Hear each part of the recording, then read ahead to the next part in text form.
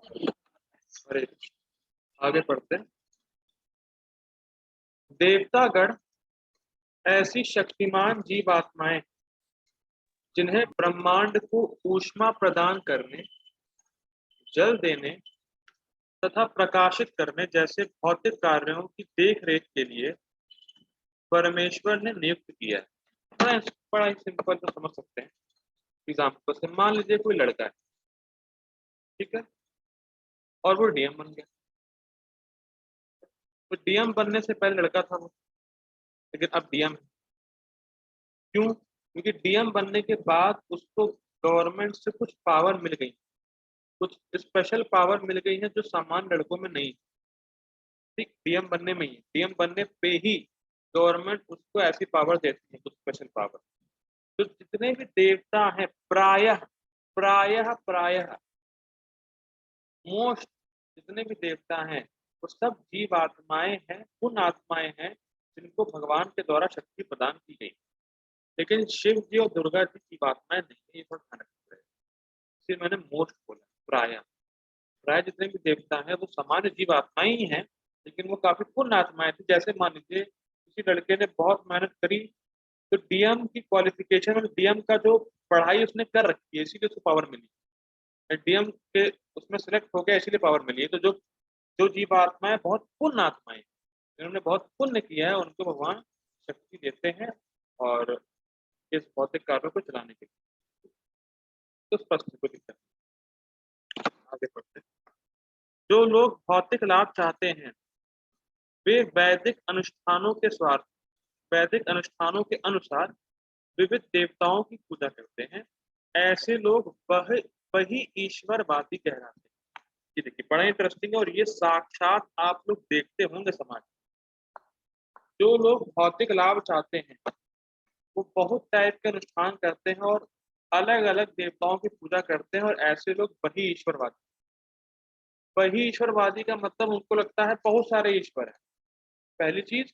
और जिसको तुम ईश्वर मान लो वही ईश्वर, जो तुम्हारा मन है, जिसका तुम्हारा सेटिंग फिट बैठ जाए, जिससे तुम्हारी सेटिंग फिट बैठ जाए उसकी पूजा करो। तो हम समाज में देख ही रहे हैं, किसी की सेटिंग हनुमान जी से हो गई तो अरे हाँ बस यही है, किसी की गणेश जी से बस यही है, किसी की दुर्गा जी से हाँ बस यही है।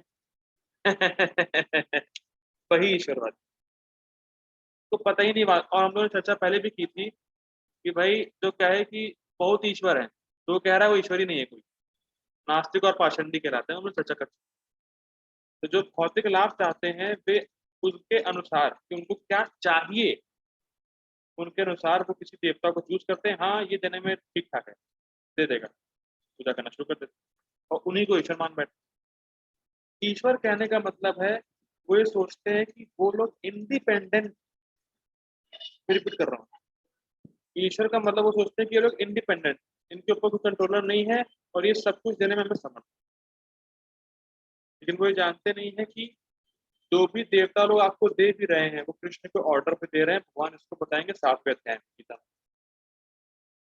ठीक है, पॉइंट आगे बढ़ते हैं।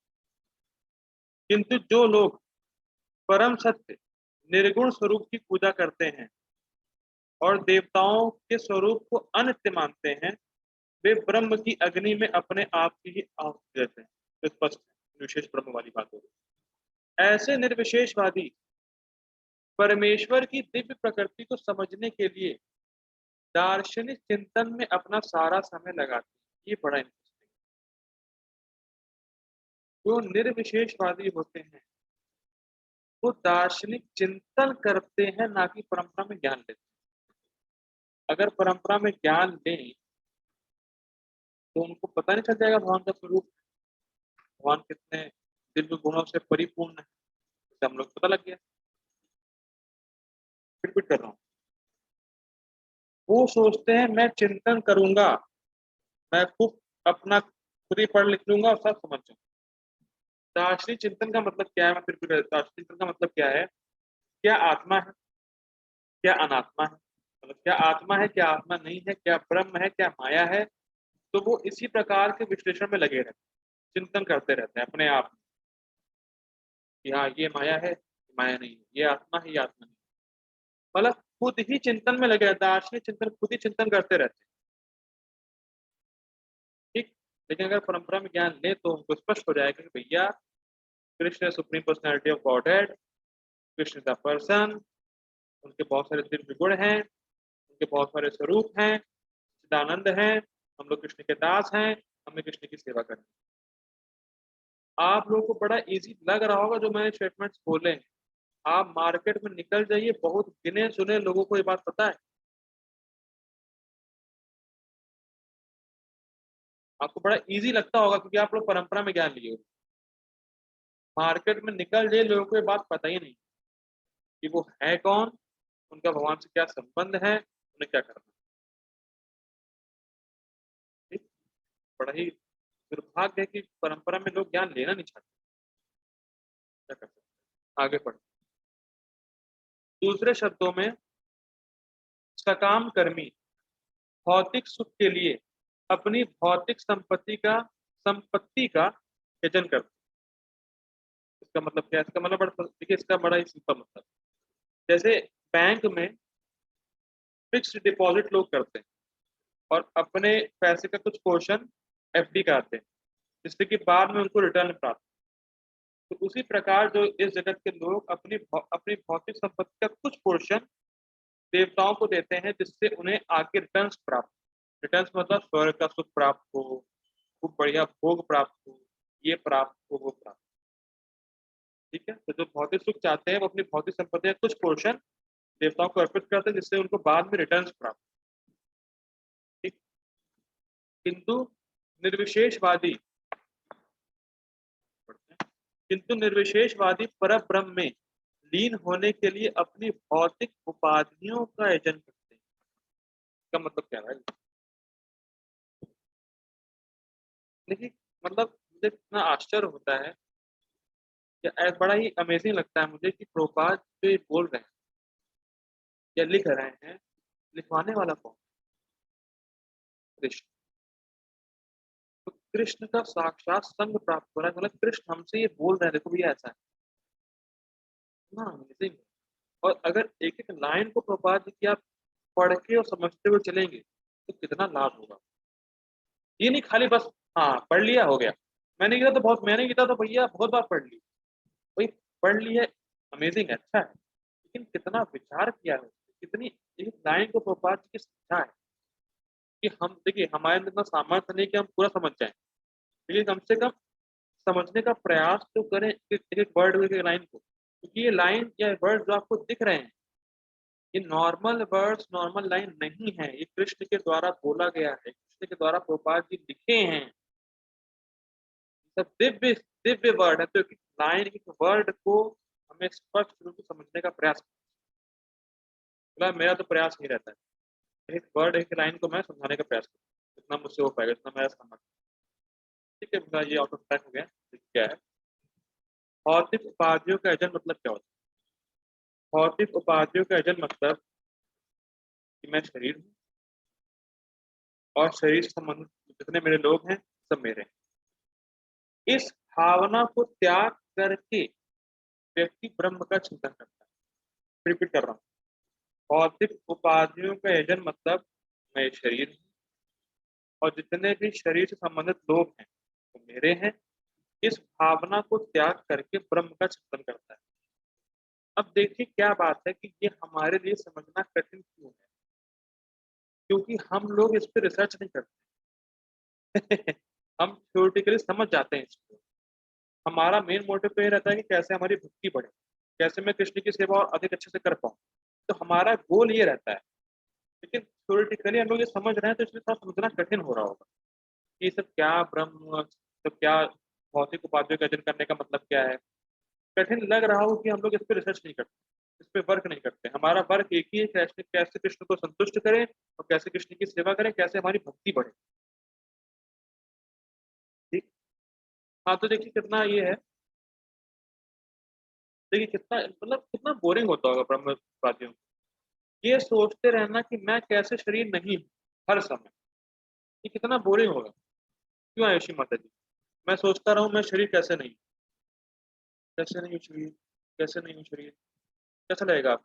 अगर मैं ऐसा करता रहूँ क्लास, तो कैसे नहीं हूँ शरीर? कैसे नहीं हूँ? कितना बोरिंग होगा। और वो लोग ऐसा ही करते हैं, एक जगह बैठ जाएंगे, कैसे नहीं हूँ शरीर? कैसे नहीं हूँ शरीर? कैसे नहीं हूँ शरीर? ये, क्योंकि उनको इस भावना को त्याग करके धर्म का चिंतन करना है।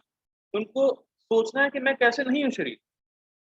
लेकिन प्रभुपाद जी इतना सुंदर बोलते हैं, भाई अगर तुम ये जान जाओ कि तुम क्या हो, तो ऑटोमेटिकली पता लग जाएगा तुम क्या नहीं हो। रिपीट कर रहा हूँ,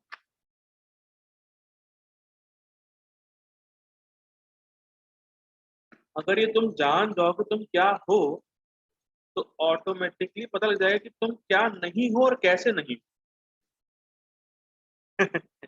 अगर तुम जान जाओ कि तुम कृष्ण के दास हो, तुम कृष्ण की सेवा करनी है, तो अपने आप ये छूट जाएगा कि आप शरीर, या कम से कम आपको पता लग जाएगा कि मैं हूँ कौन, तो मैं हूँ क्या। ऐसे खाली सोचने से कि मैं शरीर नहीं हूँ, कैसे नहीं हूँ, कैसे नहीं हूँ, किसे काम नहीं होने। तो भौतिक उपाधि का एजेंट मतलब वो ये सब, मैं कैसे शरीर नहीं हूँ ये सोच के ब्रह्म का चिंतन करता हूँ। ठीक, आगे पढ़ते हैं। निर्विशेषवादी के लिए यज्ञ अग्नि ही पर ब्रह्म है, जिसमें आत्म स्वरूप का विलय ही आहुति है, मतलब अपने आप के स्वरूप को विलीन कर देना उसमें, वही उसकी आहुति आहुति है। अब बहुत अमेजिंग है, ध्यान सुनिएगा, बहुत ध्यान सुनिएगा अगली लाइन। किंतु अर्जुन जैसा कृष्ण भावना भावित व्यक्ति कृष्ण को प्रसन्न करने के लिए सर्वस्व अर्पित कर देता है। अब प्रभुपाद जी ये बात क्यों बोल रहे हैं? और बड़ा बहुत अमेजिंग है। जितना अभी तक आपने पढ़ा सबको भूल जाइए, सार ये। जितना मैंने अभी तक बताया सब निकाल दीजिए, सब ऐसे ही है, हटाइए। सार ये है, ये पकड़ना है। पकड़ना आपको ये है, बाकी जो कुछ बोला वो सब तो ठीक है, समझने को था, लेकिन ग्रहण इसको करना है कि यही गीता का सार यही। बाकी जो पढ़ा सब कुछ भूल जाइए। कंक्लूजन यही है कि हम कृष्ण के दास हैं और कृष्ण की प्रसन्नता के लिए अपना कर्म सारा करते रहना। ये है मैं, आपको ये पकड़ना है इस पूरे पर्पस। बाकी जो पढ़ा है ठीक है, समझ जाइए थोड़ा बहुत, लेकिन ग्रहण करना है, अप्लाई इसको करना कि मैं कृष्ण का दास हूँ और मुझे अपना सारा कर्म कृष्ण की प्रसन्नता के लिए करना है। ठीक, कितनी कितना अमेजिंग है गोपाल जी का पर्पट, वैसे तो समझा दिया। अब बता रहे करना क्या है भाई, पकड़ना क्या है, क्या ग्रहण करना है। ठीक है वो, इसी तरह उसकी सारी भौतिक संपत्ति के साथ साथ आत्म स्वरूप भी कृष्ण के लिए अर्पित हो जाता है। ठीक, वह परम योगी है।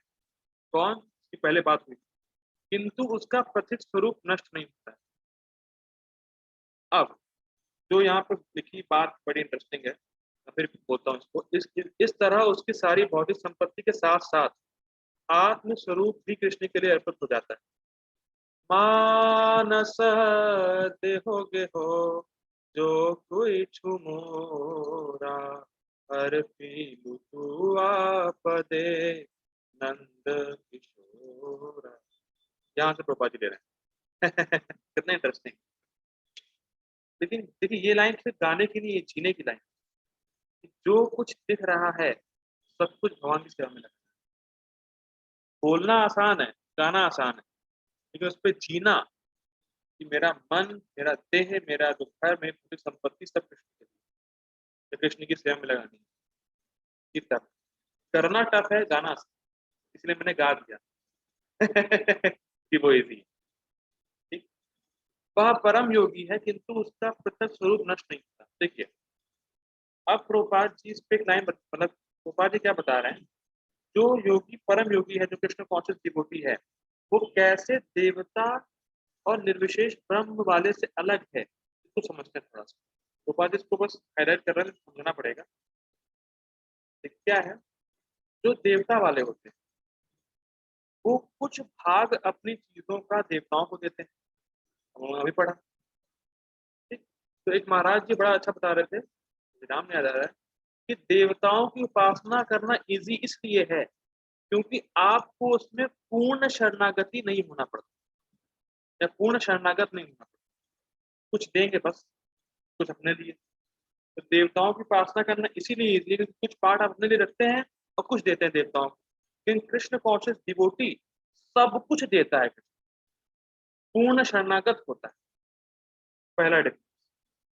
देवताओं की उपासना करने वाला बिजनेसमैन, भाई हम आपको इतना देंगे, मुझे रिटर्न में ये चाहिए, ठीक। लेकिन कृष्ण का भक्त सब कुछ कृष्ण को दे रहा है और बदले में कुछ दे नहीं रहा। डिफरेंस आपको मैं इसलिए बता रहा हूँ, हाईलाइट कर रहा हूँ, डिफरेंस जाना जरूरी है, ठीक। तो देवताओं का उपासक है वो बिजनेसमैन, वो देगा और बदले में लेगा। लेकिन कृष्ण कॉन्शियस डिवोटी सब कुछ कृष्ण को देगा, बदले में कुछ नहीं चाहिए। और अगर भगवान भी कहे कि तुम लो तो भी नहीं चाहिए। प्रहलाद महाराज, भगवान कहते हैं कि प्रहलाद से महाराज से कहते हैं कि भैया कुछ वर मांग लो। अरे भगवान, मैं बिजनेसमैन नहीं, मैं बनिया नहीं जो आपसे बदले में कुछ लूं। ये ये है मतलब, ये भक्ति का स्तर है। अगर भगवान बोलेंगे भैया ले लो तो भी नहीं लेगा, ठीक। ये डिफरेंस। अब क्या सीन है ब्रह्मवादी का? ब्रह्मवादी का सीन ये है, वो सब कुछ ब्रह्म को देना चाहता है, मतलब ब्रह्म ज्योति में सब कुछ देना चाहता है और अपना अस्तित्व, मतलब जो ब्रह्म उपासक वाला है वो अपना अस्तित्व ही ब्रह्म ज्योति को देना चाहता है, वो सब कुछ देना चाहता है। अस्तित्व देने का मतलब सब कुछ दे रहा है। लेकिन कृष्ण कॉन्शियस डिवोटी कृष्ण को सब देगा, लेकिन अपना अस्तित्व बचाए रखेगा, अपना अस्तित्व नहीं देगा, क्योंकि उससे वो कृष्ण की सेवा करेगा।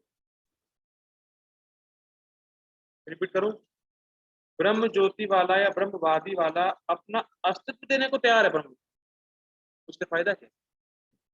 कृष्ण कॉन्शियस डिवोटी सब कुछ देने को तैयार है कृष्ण को, लेकिन अपना अस्तित्व बनाए रखता है कृष्ण की सेवा के लिए,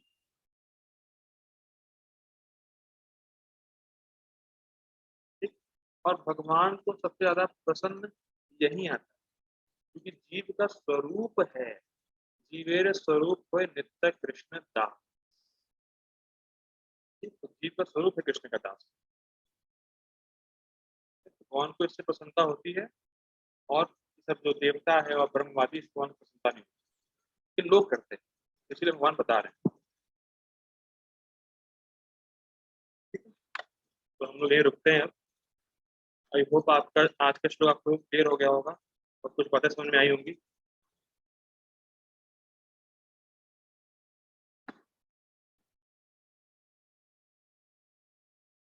हरे कृष्ण। क्या आवाज आ रही है?